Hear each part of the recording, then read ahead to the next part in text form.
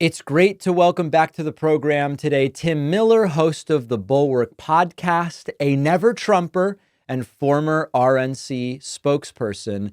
Tim, I don't know, we could start in any one of many different places. We could talk about DNI, Tulsi Gabbard, or AG Matt Gaetz. We could do a postmortem on what happened to Kamala Harris's campaign. I guess, let me put it this way. What's seeming most salient to you right now in terms of what will happen over the next 2 and 4 years? Yeah, I think there's just this trio of appointments, beginning with Hegseth. The Hegseth, I think, was a wake-up call for people.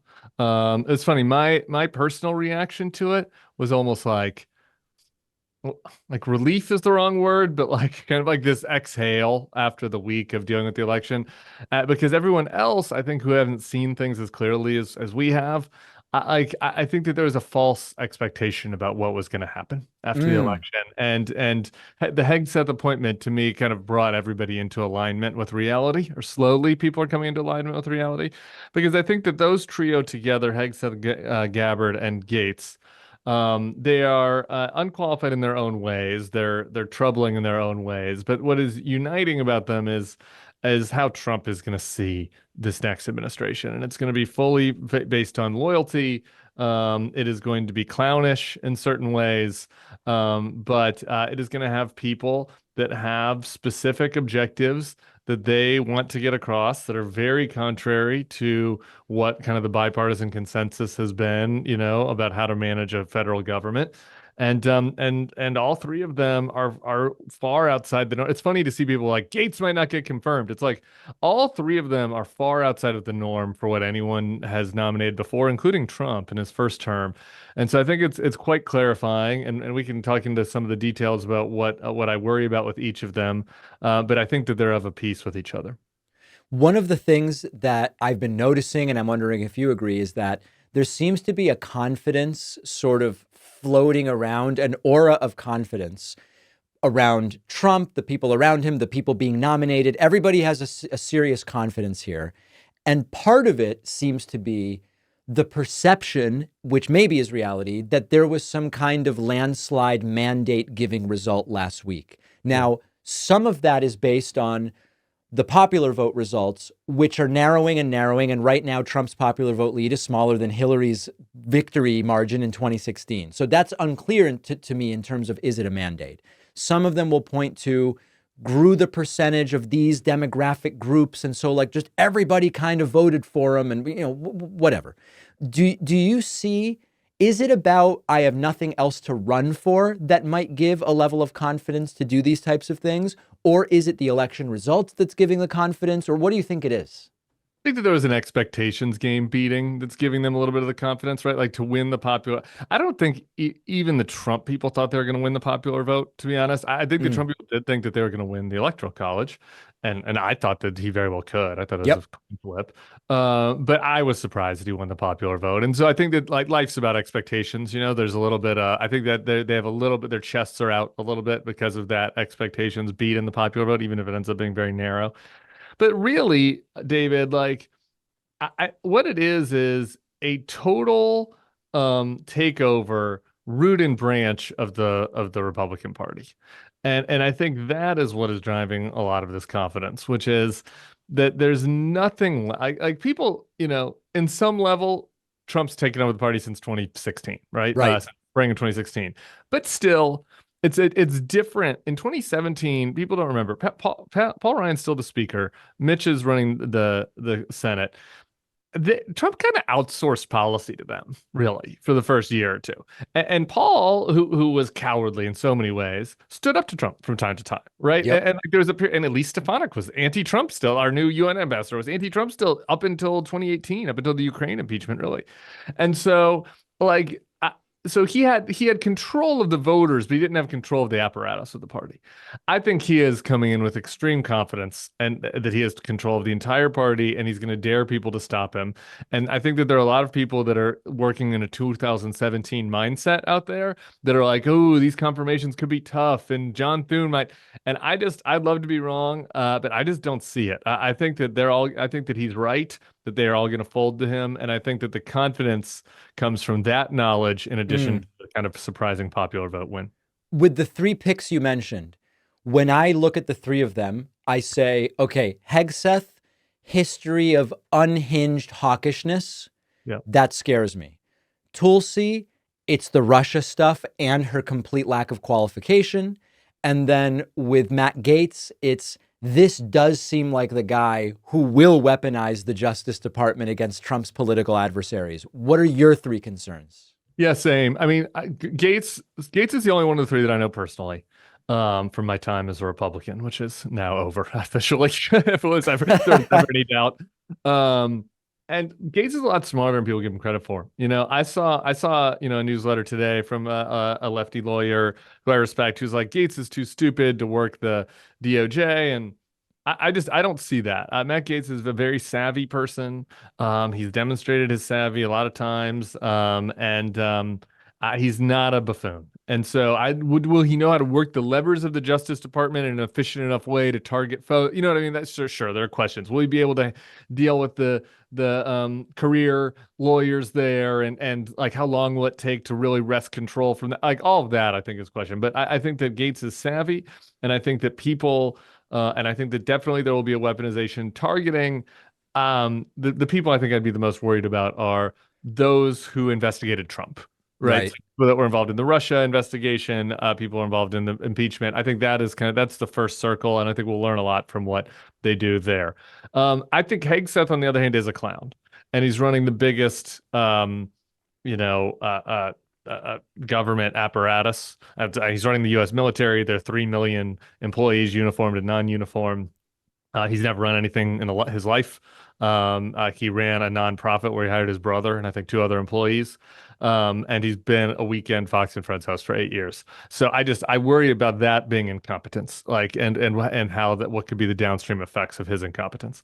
Tulsi, I worry. I don't know her, and so maybe I'm wrong, but I sense that she is a screw loose, and I worry a little bit about a General Flynn type situation. Yeah. He's been totally red pilled and is believing conspiracy, and having somebody like that in charge of our intelligence. To me, I actually can't even wrap my mind around the threats because I think that it might be outside of our imagination for the types of things we could see. Well, let's explore that a little bit more, Tim, because one of the things I've said before is like there's a couple of figures kind of like loosely in this space. There's this guy, Dave Rubin. I don't know if you're familiar with Dave Rubin. Of course, yeah. We've got Tulsi now. There's this host, Jimmy Dore, where relatively late in life, they had supposed complete 180s with regard to their politics. Yeah. I genuinely don't know how that happens. And you are someone who has also had a shift, but you seem sane to me, to be perfectly frank, in a way that they don't always. And so I kind of wonder, do you start to get captured where you think you're going to get play and attention and maybe money and access to power, and you don't really believe this stuff at first, but then you go, maybe I do kind of believe this stuff. These people are being nice to me. Is it an overt grift? Are you so clueless in your first political life that then when you find maybe you were like, you had the wrong views all along and then you stumble across them? Like, do you think it's genuine with someone like a Gabbard? I just don't know. Yeah, usually I would say it doesn't matter, actually, because like the net result is the same. But in this case, I think it does. It's a question that does matter because if it's a genuine swish, if it's a grift, right, then it's kind of like she's going to go along to get along in there, do a couple of ostentatious things for the PR to keep Trump happy, and it's not great, but like the risks are potentially small. Okay. If it's a Flynn situation, right, where fully red-pilled, genuine switch, buying the conspiracy theories of the deep state, and she has the whole apparatus of DNI at her beck and call, and she's got Donald Trump and the people around him encouraging her.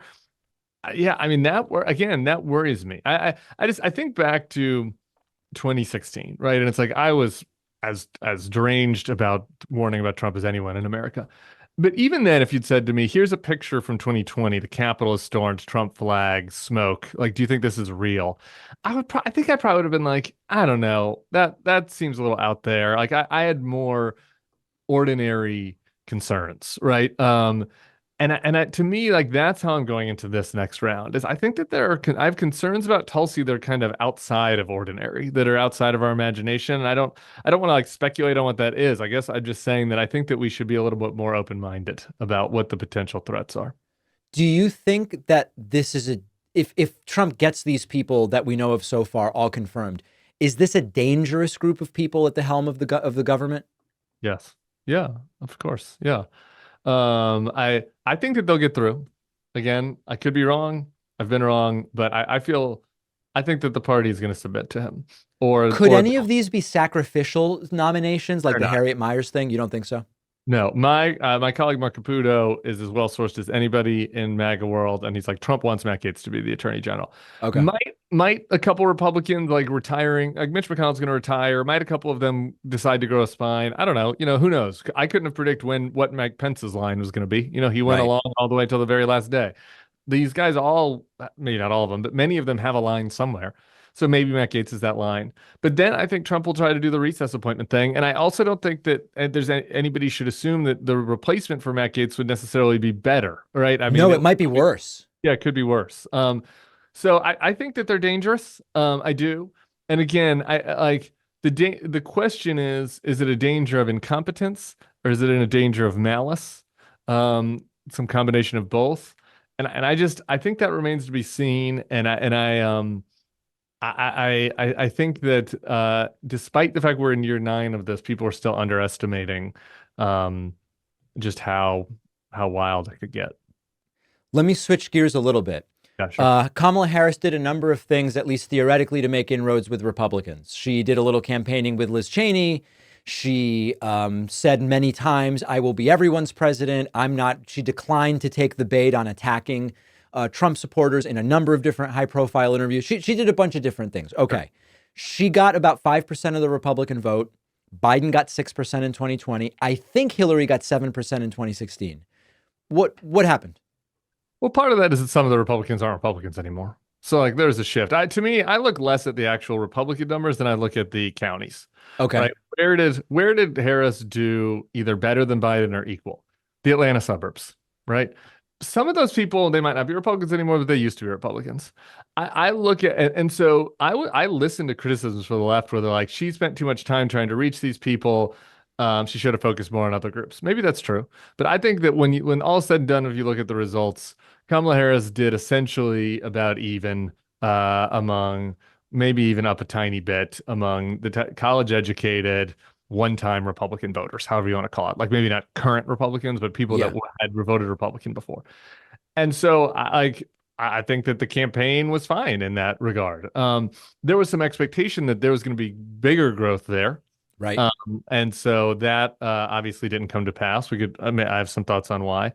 The problem though is the drop among Trump continued to run up the score among rural Republicans, and then this drop in urban settings and in highly in communities of color, Hispanic across the board, Arab, Hispanic, Asian even, and so particularly working class men. And so, I mean, that's a massive problem for the Democratic Party. Her message wasn't resonating with them. I don't think that she thought that the Liz Cheney events were supposed to resonate with them. I think that they were doing a lot of other stuff on ads about middle-class jobs and like the other parts of things. And so to me, I think that it's easy to say, well, she shouldn't have done the 3 events with Liz Cheney. I don't think that had an impact one way or the other. I think that the problem was that clearly the message for working class voters of all races didn't land. And I think that's something the Democrats need to reflect on. And maybe that's about policy. Maybe it's about messenger. I think that and I'm kind of open-minded about the potential solutions. Maybe there is no solution, and maybe like we just need Donald Trump's tariffs to cause a recession, and working class people will be like, "Oh wait, I didn't want that actually," and come back, and the Democrats don't need to change anything, right? Like the Republican laws last time, they didn't change anything, and they won this time, right? So sometimes you can overanalyze, but that would be my brief assessment, and I'm happy to talk more about any of those elements. I want to get your take on one of the things that we're hearing from some is the decision not to do the Rogan program had an outsized role. I struggle to think that one decision really had an outsized role, but what I have talked about is that the right does have an excellent ecosystem of media and interviews. And sometimes they're not even overtly right wing, but sometimes they are. I'm talking about Patrick Bet David, Rogan, Theo Vaughn. I'm not even saying all these people are right wingers, but it generates this kind of environment where it ends up pushing people that way. The Nelk Boys, Lex Friedman, shows I've even done, and they're completely fine with me. We just don't really have that on the left.